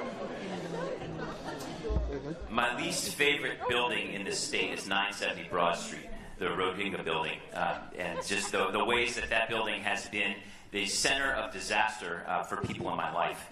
In 2002, I brought over 100 Indonesians forward for the NSEERS program, which was a requirement because after 9/11, folks coming from the 24 largest Muslim countries in the world, males ages 16 to 65, had to register or they were to be considered terrorist fugitives. So folks went like sheep to the slaughter, and then everyone knew their name, their place, and what did you get for being honest and beginning a process? You all got deported. 2006, I had 35 men deported from Avenel, New Jersey in the same night, and I saw the front page of the Home News Tribune saying that 35 fugitives rounded up, and I knew those as fathers who sat in a sandbox with their children and my children after church the week before. Since then, I've never trusted the government for a moment when it comes to undocumented immigration. Not one moment. Not one moment. The reason undocumented immigration has grown in this country is very complicated, and part of it's because of our disasters around the world. The ways that NAFTA and SAFTA and our global wars have destroyed things, and people have had to move because we've created economic stability everywhere. People are here. People are here, and they should be upset with us, but instead they've come to New Jersey and offered to be part of who we are, even though we've destroyed their nations. The least we could do is to welcome them with open arms and say, thank God you're in New Jersey. We're glad you're here. As governor of New Jersey, I would make sure that every undocumented immigrant of legal age has a driver's license, and I would make sure that nobody takes that away from them. I would make sure that if folks get locked up in detention and their black and brown bodies become $180 of value for a for-profit company every single day, that when they get released, there's money to help them find housing in New Jersey because they come wards of the back streets of Elizabeth the minute they're not worth anything anymore. And I know that because they call my church. Thank you.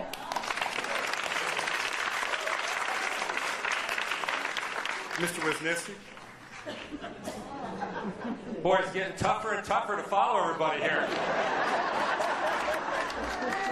So, Bill, I agree with you. We need love, but we also need leadership. And we don't have any leadership in the state or on the federal level. So let me tell you a story about Felix Wisniewski. A century ago, he came here from Poland, and he was an undocumented immigrant. Now, had the Trump immigration policies been in effect then, or had he come today, I can guarantee you nobody would be looking for him. Because the Trump immigration policies are aimed at people that don't look like Donald Trump.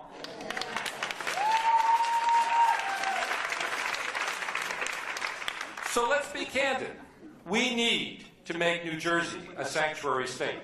We need to protect. But it's more than just that. Because on the night of the Trump travel ban, I went up to Newark Airport with an attorney from my office to offer help to people who thought they were coming home. This is home. And they got to the front door and somebody pulled away the welcome mat. But that's not the kind of government we should have on a federal level, but we shouldn't do anything to aid it on a state level. And so after that day, I put in legislation to protect our DACA students, because they are a very important part of our community. I did legislation to make sure the Port Authority can't use its authority to enforce Trump travel regulations. But let me close on this note and why is sanctuary state so important. I know a young public defender. She got finished with her client in the Middlesex County Courthouse. And as he walked out the door, he was seized. He was sent to Elizabeth. That's not what our justice system should be about. And when we do that, we tell young women who are the victims of domestic assault or sexual crimes that they shouldn't go to the police and they shouldn't ask for help. And that makes all of us less safe. This is why we need to have a sanctuary state in New Jersey, and I'm committed to doing that as governor. Mr. Wisniewski, let me ask you this, a follow-up question. There is a federal court ruling that the judge essentially told the Trump administration it could not punish the states by withholding money. That's correct. If, in this case, the courts, higher courts reverse that ruling and the Trump administration gets the desire to do away with funding for sanctuary states, what would you do? Well, it would be a question of, do we value our principles more than money? And I think we do value our principles more than money. And I think that has to be one of our guiding principles in the next administration, because we've seen an administration that has put money and dollars over people, and we've seen the results. And so we need to value our people, our immigrant community, and all of our people, because they are part of our social fabric, and we need to protect them. Thank you, sir. Mr. Singh? If you couldn't tell, outside of Native Americans, we all were immigrants at one point in time. Oh, no, it's a matter. Legal immigration allows you to easily enter this country. You know what the problem really is with illegal immigration? Is that when you're here, if you have a sanctuary city, you're stuck in a bubble. Then once you leave, you're now under threat of the law.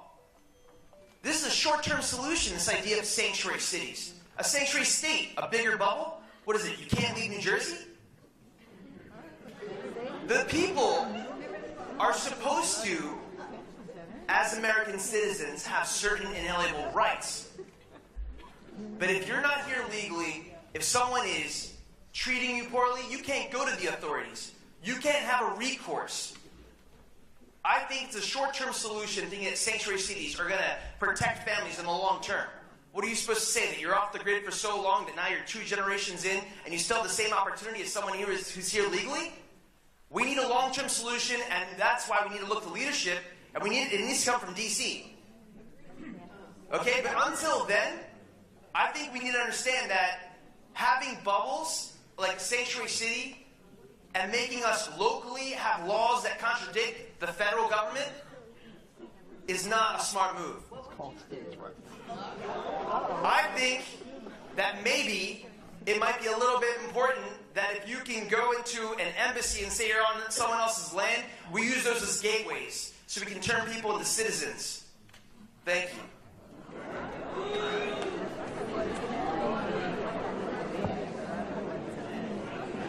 Mr. Murphy?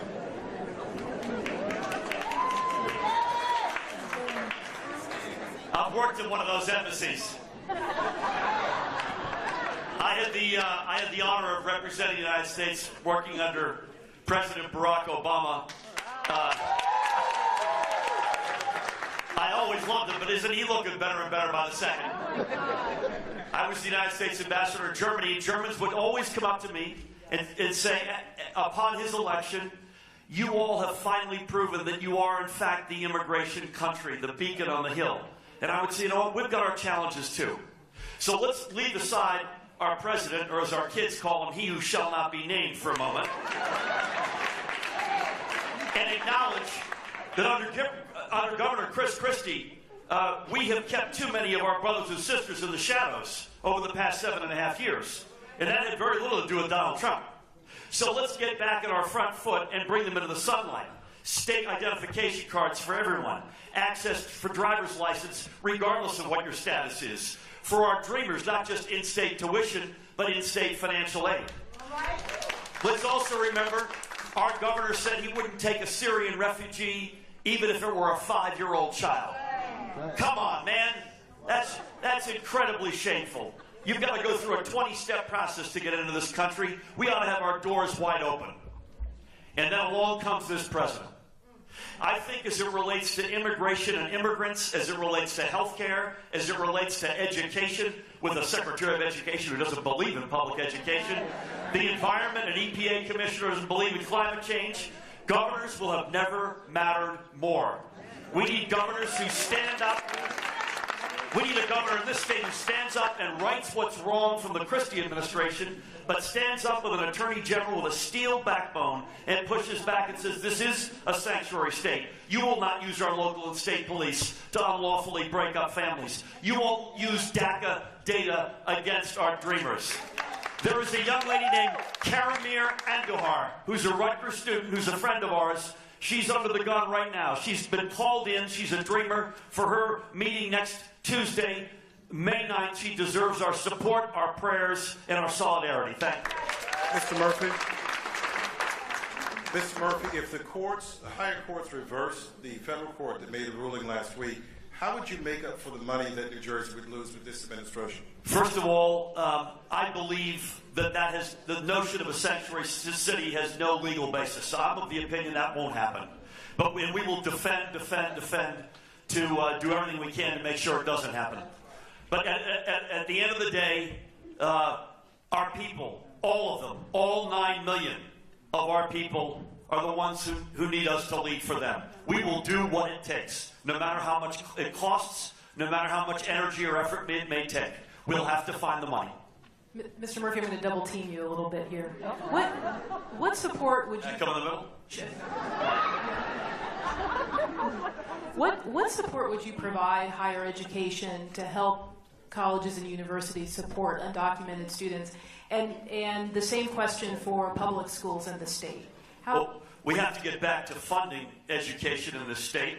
Public education has been underfunded by over $8 billion by this governor in his 7.5 years. That's not exactly equal to the amount that he's put out in tax incentives for big corporations to keep them or attract them, but it's within a few $100 million. We used to be the state that led the nation in funding higher education. We are now near the bottom of the barrel. So the same thing could be said about funding higher ed as could be said about funding public education. And that includes the whole range, not just of what's going on in the classroom, but the whole range of services and outreach that these dreamers need and deserve. Thank you, sir. Mr. Lesniak? So, thank you. By the way, Steve, what branch of the service were you in? U.S. Navy. U.S. Navy. Well, I'm a U.S. Army veteran, and I couldn't disagree with you more. So, and John, let me tell you a story about my dad, who had to quit school in the 8th grade. Smartest person to this very day that I've ever known. He had to quit school in the 8th grade to work on the docks. And we had the first Hispanic family move into our neighborhood. They bought a local convenience store and they lived on top. The neighbors boycotted it. Do not go to that store. They're going to invade our city. They're going to take over. We don't want these Hispanics in our town. My dad, being a Polish immigrants family, would go to that store.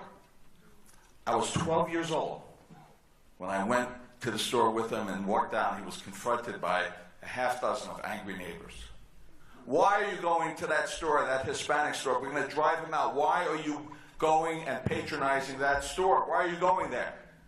And my dad simply said, well, because I needed a pack of cigarettes and they sell cigarettes in that store. That's why I'm going there. So I learned early on about discrimination.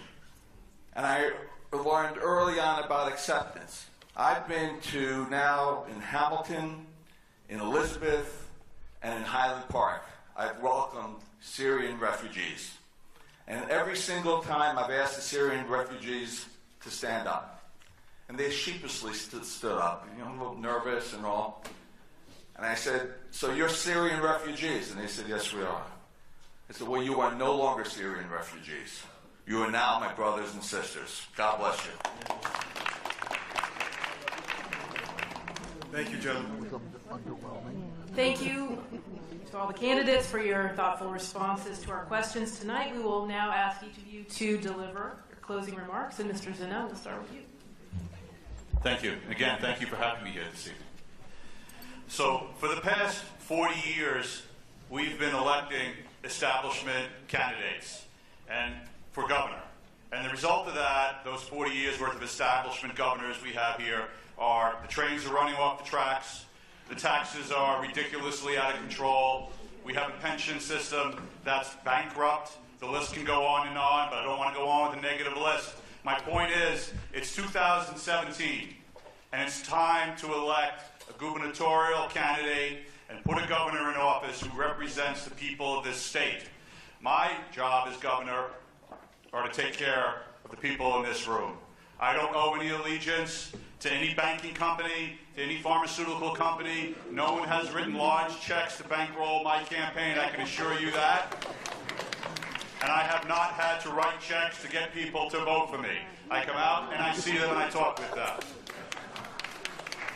So, if you want a governor whose only allegiance are to the people of this state, please vote for me. Mark Zinna. Thank you. Mr. Wisniewski. Thank you very much, and first let me thank the NAACP and the Institute for Justice for the opportunity. You've heard a lot of interesting points tonight, and you have a very tough decision to make. But fundamentally, the change that New Jersey needs is a change from the status quo.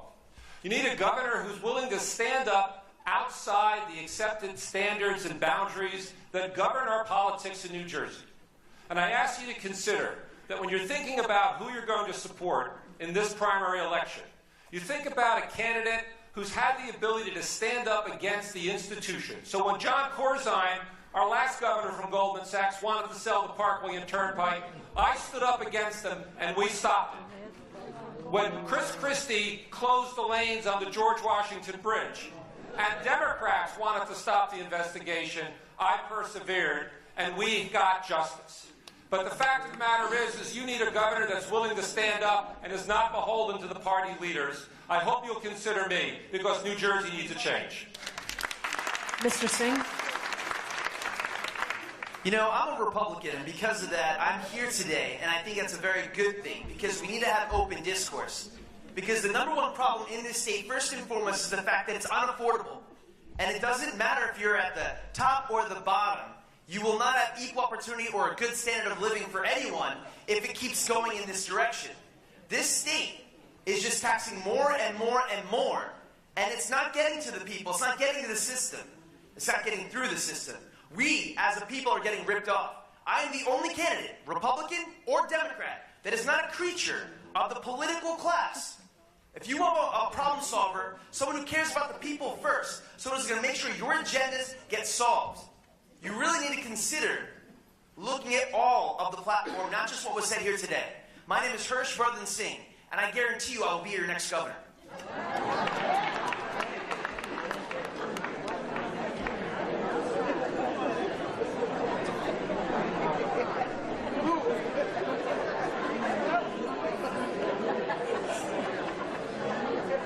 Mr. Rogers, do you have your shield? Captain America. Ladies and gentlemen, a lot has been said about the President of the United States tonight. But I've got to tell you this. You know, I was an advisor to his campaign here in New Jersey. And I tell you that because I think it's important that you know there are good in all people. He is an individual, and I'll only make a couple comments about him. He puts America first. He does that from his heart. He's building a very strong military to protect us from what we're seeing, the menaces around the world. So I will stand by the President of the United States as governor of this state. And you need to know that. And if you don't want to vote for me for that reason, that's fine. I respect your opinion. But I also want to make note of one thing. I want to thank you. I didn't know what I was going to walk into tonight. But I walked into some of the most respectable, honorable people. And I would hope that when you televise this, you have your children watch this. Because this is what it should be like. Civil discord and respect for everyone. I'm going to close with that. Thank you very much. Mr. Murphy. Mr. Murphy. The arc of the moral universe is long, but it bends toward justice. Spoken by the Reverend Dr. Martin Luther King Jr., one of my heroes, one of our heroes growing up at that kitchen table. So all of us All of us have lives that can fill up a book with a bunch of different chapters. The most important one for me is the first one, chapter 1. Growing up in that household, the dad who didn't get out of high school, a mom who did, working poor, but looking up on the wall and looking at our heroes, Martin Luther King Jr., the Kennedys, others, leaders of those days.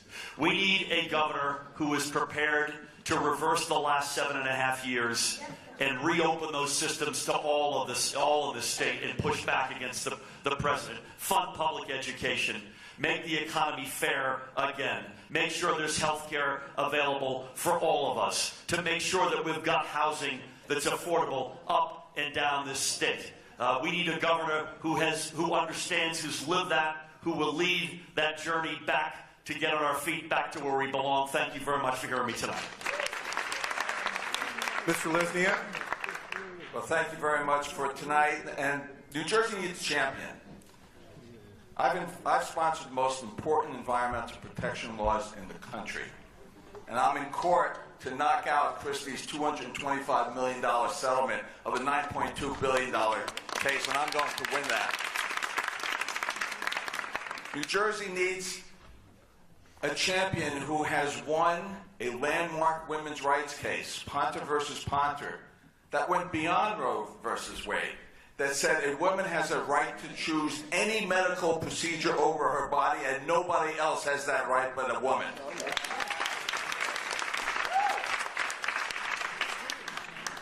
If you want somebody who's going to put New Jersey on the right track, who fights, and never gives up until he gets it right, you'll vote for Ray Lesniak for governor.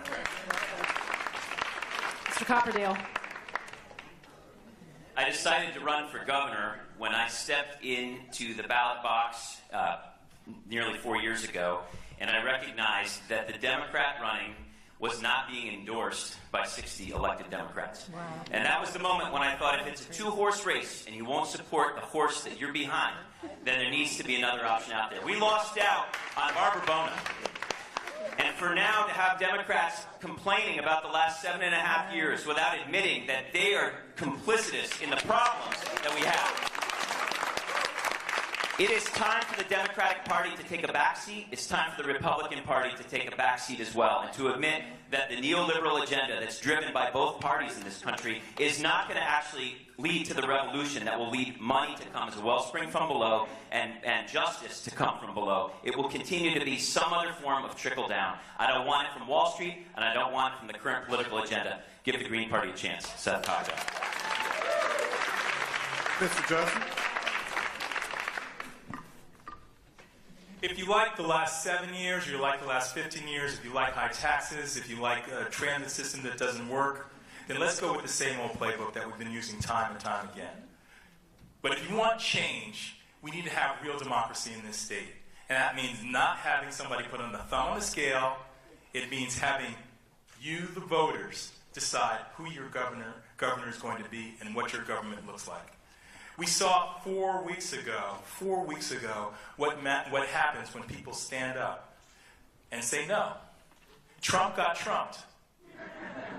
We can bring that same sort of change in New Jersey if we together decide that we want real democracy. If we together decide that we will have a government for all of us when we have a government by all of us.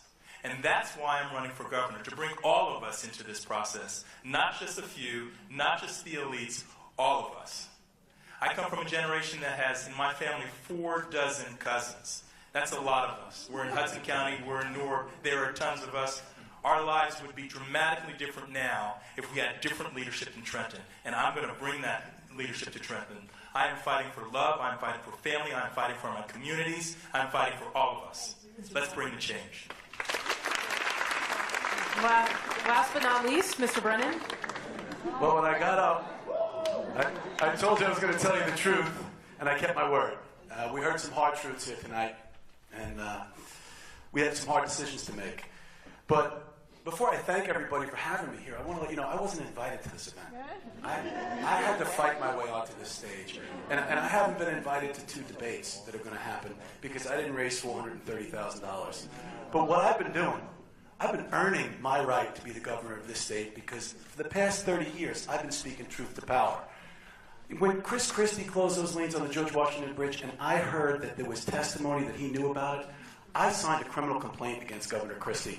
And 2 judges on 4 occasions found that that complaint had merit and found probable cause. And what happened? A prosecutor that works for the governor administratively dismissed the charge.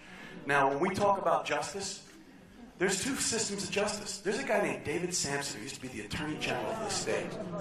He liked to go to Aiken, South Carolina on the weekends, and he decided he was going to extort United Airlines into taking him down there. And he did it by email. And you know what his punishment was when he pled guilty? First of all, there was no perp walk for him. There was no pictures, no prints. He went in and pled guilty on the day that he was charged, and then he got sentenced after all the Bridgegate case was over with. He has been sentenced to a year's house arrest at his vacation home in South Carolina. That is not justice. An injustice anywhere is an injustice everywhere, and I am the person standing up for justice. Thank you very much.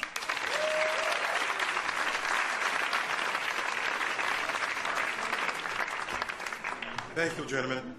Elise and I would like to thank all of you for coming and for having the courage to speak your convictions to this important forum tonight. And our timekeeper, Juvenile Justice Campaign Manager Rita Onatiri, Institute President and CEO,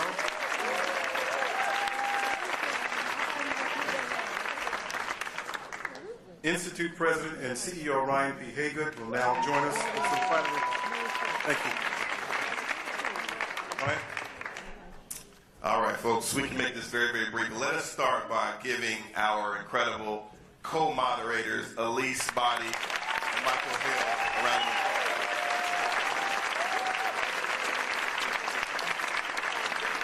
I do want to recognize my colleague, Rita Onatiri, on the moderator piece. Sorry, the timekeeper piece. And we do have to recognize that 9 candidates from 3 different parties sat on the same stage for 2+ hours, and they did democracy.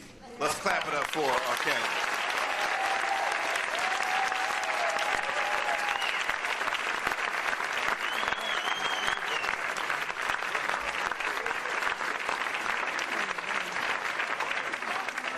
And most importantly, you, the audience.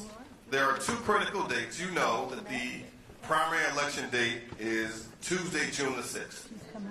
And voter registration closes 21 days before that date, which is Tuesday, May 16th. So let's clap it up in advance for you, the audience, who will both register if you're not registered and vote on primary day.